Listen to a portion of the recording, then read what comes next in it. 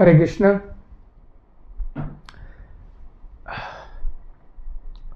आज का दिन 2 नवंबर रविवार का दिन, पवित्र एकादशी है।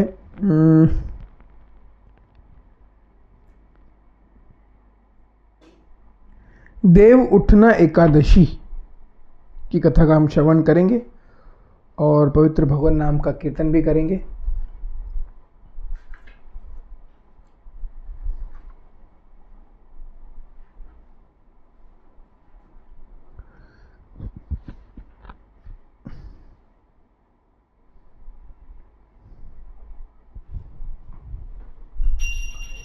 चलिए आइए पहले कीर्तन से शुरुआत करते हैं।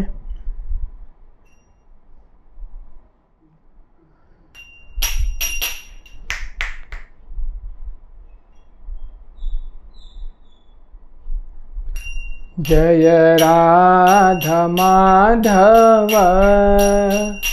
जय कुंज बिहारी, जय राधा माधव जय कुंज बिहारी, जय गोपी जनवल्लभ गिरिवरधारी, जय गोपी जनवल्लभ गिरिवरधारी, यशोदानंदन ब्रज जन रंजन, यशोदानंदन ब्रज जन रंजन, यशोदानंदन ब्रज जन रंजन, यमुना तीर वनचारी, यमुना तीर वनचारी, जय राधा माधव जय कुंज बिहारी, हरे कृष्णा कृष्णा कृष्णा हरे हरे, हरे राम राम राम हरे हरे, हरे कृष्णा कृष्णा कृष्णा हरे हरे, हरे राम राम राम हरे हरे, हरे कृष्णा कृष्णा कृष्णा हरे हरे, हरे राम राम राम हरे हरे। आइए सब मेरे साथ मंगलाचरण करेंगे। ओम नमो भगवते वासुदेवाय, ओम नमो भगवते वासुदेवाय, ओम नमो भगवते वासुदेवाय, कृष्णाय वासुदेवाय देवकी नंदनाय च नंदगोपकुमाराय गोविंदाय नमो नमः। हे कृष्ण करुणा सिंधु दीनबंधु जगतपति, गोपेश गोपिका कांता राधा कांत नमोस्तुते, तप्ता कंचन गौरांगी राधे वृंदावनेश्वरी, वृषभानुसुत देवी प्रणमामि हरिप्रिया, श्री कृष्ण चैतन्य प्रभु नित्यानंद, श्री अद्वैत गदाधर शिवासादि गौर भक्तवृंद, हरे कृष्णा कृष्णा कृष्णा हरे हरे, हरे राम राम राम हरे हरे। ब्रह्मा जी बोले, आज सबसे पहले तो देवोत्थान मतलब देव उठना एकादशी 2 नवंबर रविवार का दिन, और तुलसी विवाह का भी दिन है आज, और आप सबको तुलसी विवाह की बहुत बहुत बहुत बहुत बधाई हो। हमारे ठाकुर जी तुलसी जी को ब्याहने जा रहे हैं अभी, और हमारे यहाँ बिलीमोरा में भी तुलसी विवाह का उत्सव मनाया जाता है बहुत अच्छे ढंग से, धूमधाम से। तो उस पर भी कभी समय मिला तो हम चर्चा करेंगे। फिलहाल हम अब इस एकादशी की पवित्र कथा पर हम चर्चा करते हैं। ब्रह्मा जी बोले कि हे मुनि श्रेष्ठ, अब आप पापों को नष्ट करने वाली तथा पुण्य और मुक्ति को देने वाली प्रबोधिनी एकादशी का महात्म्य सुनिए। इस एकादशी को प्रबोधिनी एकादशी भी कहा जाता है। भागीरथी गंगा तथा तीर्थ, नदी, समुद्र आदि तभी तक फल देते हैं जब तक देवोत्थान एकादशी नहीं आती। कार्तिक मास के शुक्ल पक्ष की प्रबोधिनी एकादशी के व्रत के फल के 1,000 अश्वमेघ तथा 100 राजसूय यज्ञ के फल के बराबर होता है। अब देखिए यहाँ पे जो ये बड़े बड़े यज्ञ हैं, अश्वमेघ यज्ञ, राजसूय यज्ञ, बराबर हमारे मन में तो ये प्रश्न होता है, पांडवों ने तो राजसूय यज्ञ किया था, अश्वमेघ यज्ञ किया था अपने जीवन काल में, वो भगवान की आज्ञा के लिए किया था। अभी हमारे हमको क्या आज्ञा है उसके विषय में हम चर्चा करेंगे। तो भगवान की आज्ञा थी कि ये 2 यज्ञ किए जाए। जब इंद्रप्रस्थ राज्य हुआ तब उन्होंने राजसूय यज्ञ किया, और जब महाभारत का युद्ध जीता, दुर्योधन मारा गया, उसके बाद अश्वमेघ यज्ञ किया। पूरे एक अखंड भारत को, पूरे एक भारत के साथ मिलकर, पूरा एक भारत जुड़कर भारतवर्ष में अश्वमेघ यज्ञ किया गया पांडवों द्वारा, भगवान की आज्ञा के द्वारा। पांडव उनके माध्यम बने। तो हमारे यहाँ पे अभी कौन सा यज्ञ चलेगा? अभी ये कलयुग है। आजकल के ब्राह्मण, मैं ज़्यादा इस विषय में बोलना तो नहीं चाहूँगा, लेकिन अब जो ब्राह्मण ये सोचते हैं कि हम जन्म से, हम ब्राह्मण कुल में हमारा जन्म हुआ है, नहीं तो हम ब्राह्मण हैं। नहीं, ऐसा नहीं हो सकता। यहाँ जन्म की तो बात ही नहीं है, गुण और कर्म की बात है। जिसके जैसे कर्म होंगे उस हिसाब से उसका वर्ण निश्चित होता है। तो अब हमें सदगुरु के माध्यम से, महापुरुषों के माध्यम से हमें भगवान ने कौन सी आज्ञा दी कलयुग में? संकीर्तन यज्ञ। कौन सा यज्ञ? संकीर्तन यज्ञ।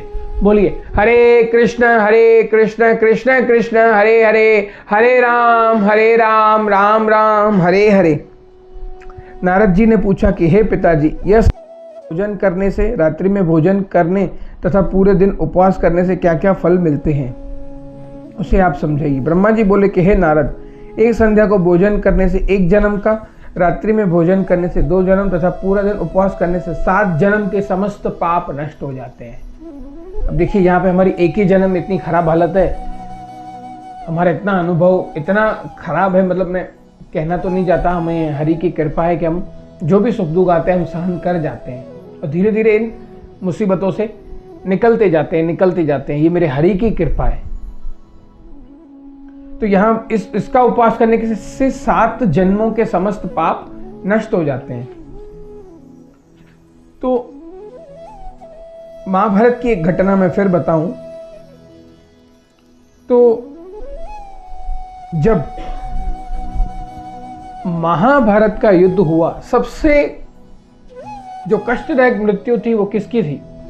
अभिमन्यु की मृत्यु थी। बहुत ही कष्टदायक मृत्यु। उसको इस तरह से मारा गया, 7-8 लोगों ने मिलकर घेर कर मार दिया।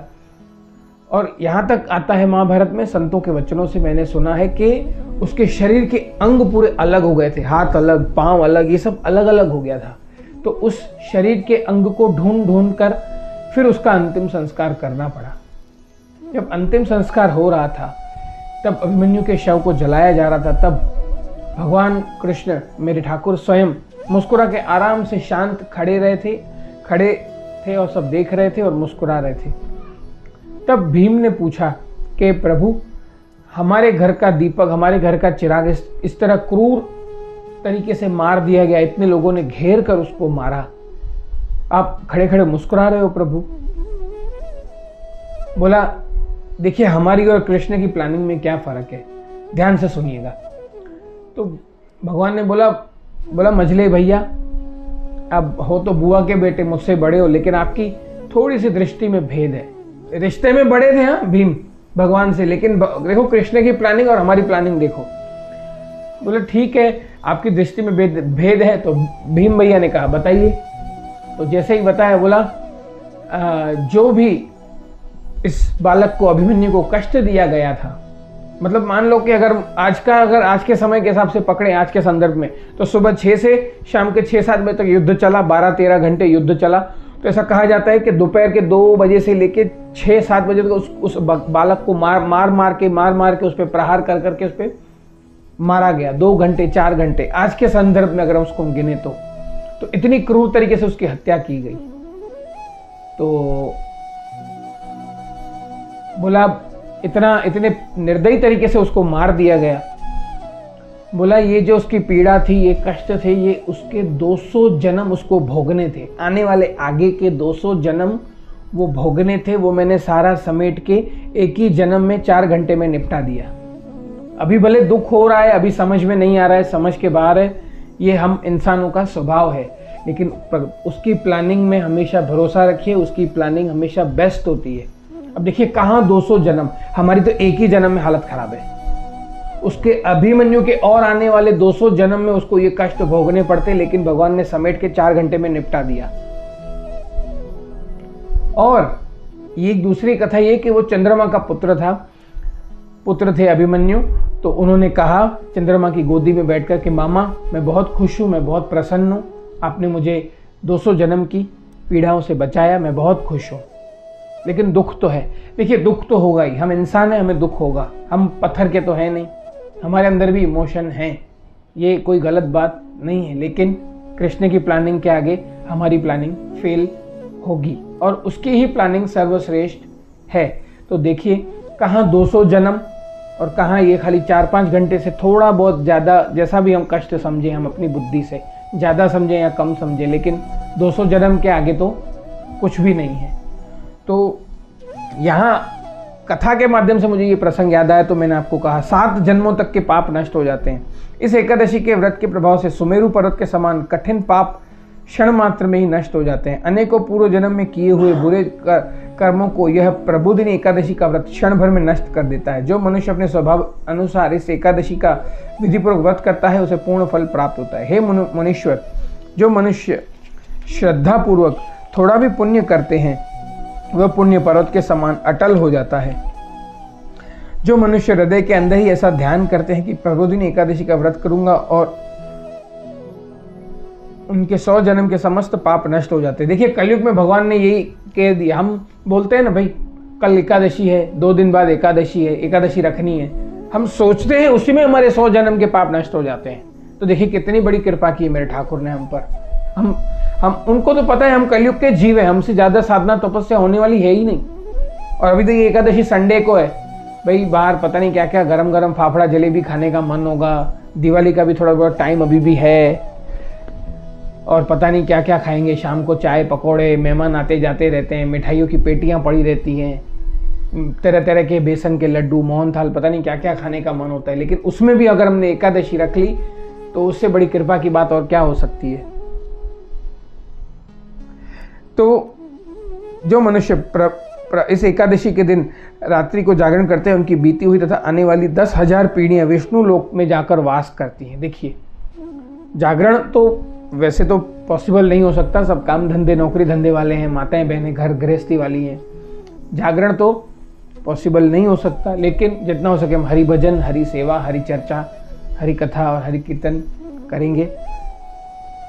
और नरक में अनेक दुखों को भोगते हुए पितृ विष्णु लोक में जाकर सुख भोगते हैं। ब्रह्म हत्या आदि महान पाप भी प्रबोधिनी एकादशी के व्रत करने से धुल जाते हैं। इस एकादशी के दिन रात्रि को जागरण करने का फल अश्वमेघ आदि यज्ञों के फल के से अधिक होता है। समस्त तीर्थों में जाने तथा गौ, स्वर्ण, भूमि आदि के दान का फल कार्तिक मास के शुक्ल पक्ष की प्रबोधिनी या देव उठना एकादशी के रात्रि के जागरण के फल के बराबर होता है। इस संसार में जितने भी तीर्थ हैं तथा जितने भी तीर्थों की आशा की जा सकती है, यह सब प्रबोधिनी एकादशी का व्रत करने वाले के घर में रहते हैं। अब देखिए आपने एकादशी का व्रत किया, आज तो तीर्थ यात्रा भी महंगी हो रही है, कहते हैं हम कैसे जाएं। तो ये एकादशी करने से तीर्थ भी आपके घर में आके वास करेंगे, और उससे बढ़िया और क्या चाहिए आपको। जो मनुष्य इस एकादशी के व्रत को करता है वह योगीवान, योगी, तपस्वी तथा इंद्रियों को जीतने वाला होता है, क्योंकि वह एकादशी भगवान विष्णु को अत्यंत प्रिय है। इसके व्रत के प्रभाव से कामिका, वाचिका और मानसिक पाप नष्ट हो जाते हैं। इस एकादशी के दिन जो भगवान की प्राप्ति के लिए दान, तप, होम, यज्ञ आदि करते हैं उन्हें अक्षय पुण्य मिलता है। प्रबोधिनी एकादशी के दिन भगवान की पूजा करने से बाल, यौवन तथा वृद्धावस्था के समस्त पाप नष्ट हो जाते हैं। इस एकादशी की रात्रि को जागरण करने का फल चंद्र सूर्य ग्रहण के समय स्नान करने के फल सहस्त्र गुना अधिक होता है। मनुष्य जन्म लेकर जो पुण्य करता है वह पुण्य प्रबोधिनी एकादशी के व्रत के पुण्य के सामने व्यर्थ है। इसलिए हे नारद, तुमको भी विधि पूर्वक विष्णु भगवान की पूजा करनी चाहिए। जो मनुष्य कार्तिक मास में धर्मपरायण होकर अन्य व्यक्तियों का अन्न नहीं खाते और चंद्रायण व्रत का फल मिलता है। कार्तिक मास में भगवान दान आदि से उतने प्रसन्न नहीं होते जितने की शास्त्रों कथा सुनने से प्रसन्न होते हैं। कार्तिक मास में जो मनुष्य भगवान की कथा का थोड़ा बहुत पढ़ते हैं या सुनते हैं उन्हें 100 गौ के दान का फल मिलता है। मनुष्य अपने कल्याण के लिए विष्णु भगवान की कथा सुनते हैं और वे अपने कुटुंब का उद्धार करके 100 गोदान का फल पाते हैं। जो मनुष्य इस एकादशी के दिन विष्णु की कथा सुनते हैं वे सातों दीप के दान का फल मिलता है। जो विष्णु की भक्तिपूर्वक कथा सुनते हैं, कथा बाँचने वाले ब्राह्मण की यथाचित पूजा करते हैं, उन्हें उसे संतुष्ट करते हैं, वे उत्तम लोक को जाते हैं। इस पर नारद जी बोले, हे ब्रह्मा जी, जब आप एकादशी के व्रत के विधान को कहिए, कैसा व्रत करने से कौन सा फल मिलता है, कौन सा पुण्य मिलता है, वह भी समझाइए। ब्रह्मा जी बोले कि हे नारद जी, इस एकादशी के व्रत के दिन मनुष्य को ब्रह्म मुहूर्त में उठना चाहिए। नदी, तालाब, कुआं आदि पर स्नान करके व्रत का नियम ग्रहण करना चाहिए। उस समय भगवान से विनय करनी चाहिए कि हे भगवान, आज मैं निराहार रहूँगा, दूसरे दिन भोजन करूँगा, इसलिए आप मेरी रक्षा करें। इस प्रकार विनय करके भगवान की पूजा करनी चाहिए और उस रात्रि को भगवान के समय गीत, नृत्य, बाजे तथा कथा आदि से व्यतीत करनी चाहिए। प्रबोधिनी एकादशी के दिन कृपणता को त्याग कर बहुत से पुष्प, फल, अगर, धूप आदि से भगवान की आराधना करनी चाहिए। हम सुबह रोज मंगल आरती तो करते ही हैं, फिर भी विशेष भाव से करेंगे तो अच्छी बात है। और हम करते ही हैं रोज सुबह मंगल आरती, शाम को गौर आरती आश्रम में हमारे होती ही है, सुबह मंगल आरती हमारे बिलीमोरा में तो होती ही है। शाम को हम नरसिंह देव की पूजा करते हैं, नरसिंह की आरती करते हैं, भगवान नरसिंह की।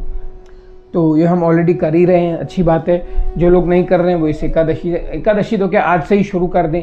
जितना हो सके शाम को 7 बजे दिया जला के नरसिंह भगवान की आप आरती कर सकते हैं। और जो मनुष्य पुष्प से भगवान की पूजा करते हैं उनसे सामने इंद्र भी हाथ जोड़ता है। कार्तिक मास में जो बिल्व पत्र से भगवान की पूजा करते हैं अंत में मुक्ति मिलती है। कार्तिक मास में जो मनुष्य तुलसी जी से भगवान की पूजा करता है 10,000 जन्म के समस्त पाप नष्ट हो जाते हैं। जो मनुष्य इस मास में श्री तुलसी जी के दर्शन करते हैं या छूते हैं या ध्यान करते हैं या रोपण अथवा सेवा करते हैं वे 1000 कोटि युग तक भगवान के घर में रहते हैं। समस्त मनोकामनाओं को पूरा करने वाले भगवान कदम्ब पुष्प को देखकर अत्यंत प्रसन्न होते हैं। यदि उनकी कदम्ब पुष्प से पूजा की जाए तो यमराज के दुखों को नहीं पाते। जो गुलाब के पुष्प से भगवान की पूजा करते हैं उन्हें मुक्ति मिलती है। जो मनुष्य बकुल और अशोक के फूलों से भगवान की पूजा करते हैं वे अत्यंत काल तथा शोक से रहित होते हैं। जो मनुष्य विष्णु भगवान की सफ़ेद और लाल कनेर के फूलों से पूजा करते हैं उन पर भगवान अत्यंत प्रसन्न होते हैं। जो मनुष्य भगवान की दुर्वादल से पूजा करते हैं वे पूजा के फल से 100 गुना फल अधिक पाते हैं। जो भगवान की समीपत्र से पूजा करते हैं वे भयानक यमराज के मार्ग को सरलता से पार कर जाते हैं। जो मनुष्य चंपक पुष्प से भगवान की पूजा करते हैं वे आवागमन के चक्र से छूट जाते हैं। जो मनुष्य स्वर्ण का बना हुआ केतकी पुष्प भगवान पर चढ़ाते हैं तो करोड़ों जन्मों के पाप नष्ट हो जाते हैं। अब यहाँ सब ये कर्म कांड, ये जो भी विधि लिखी हुई है इतना तो कलयुग में पॉसिबल नहीं है। यहाँ पे स्वर्ण का बना हुआ कोई पुष्प, केतकी पुष्प, अभी तो पता भी नहीं केतकी पुष्प कैसा होता है, मैंने तो कभी नहीं देखा। तो इससे अच्छा हम गुरु आज्ञा में रहकर हरि कथा, हरि सेवा और इसमें रहकर पूरे दिन अपने आप को इसमें व्यस्त रखकर हम जितना हो सके भजन करें और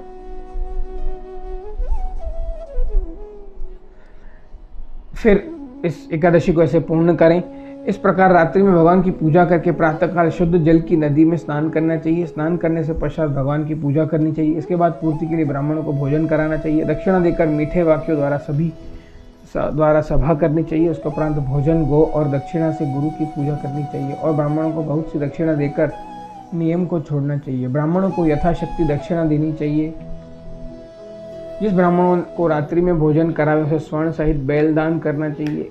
जो मनुष्य यात्रा स्नान करते हैं और दही और शहद का दान करना चाहिए।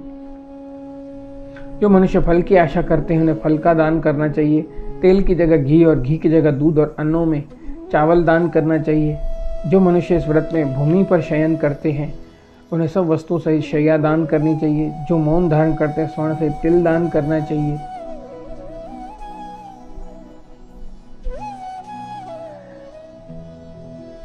इस एकादशी में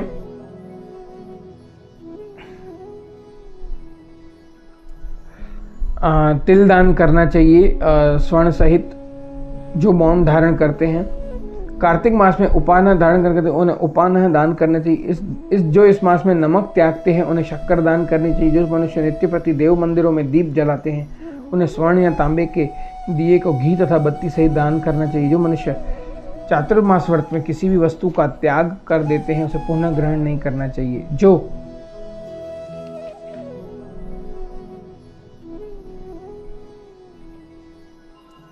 जो मनुष्य प्रबोधिनी एकादशी के दिन विधि पूर्वक व्रत करते हैं उसे अत्यंत सुख मिलता है और अंत में स्वर्ग को जाते हैं। जो मनुष्य चातुर्मास व्रत को बिना किसी विघ्न के पूरा कर देते हैं उन्हें फिर दोबारा जन्म नहीं मिलता। जिन मनुष्य को व्रत खंडित हो जाता है वह नरक को जाते हैं और जो मनुष्य एकादशी के महात्म्य को सुनता हुआ पढ़ता है उसे अनेक गोदान का फल मिलता है। अब देखिए यहाँ पर ये सारे जो कर्मकांड लिखे हुए हैं हमें तो गुरु के सानिध्य में रहकर, गुरु महाराज श्री मधुसूदन बापू जी के सानिध्य में रहकर हरि कीर्तन, हरि की सेवा, हरि चर्चा और माला पे जप करना चाहिए। और इस तरह से मैं इस कथा को विराम देता हूँ।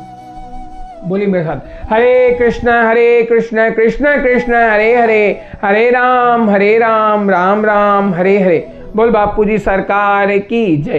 कीर्तनानंद स्वामी शील भक्तिपाद की जय। शील प्रभुपाद की जय। निताय गौर हरि बोल।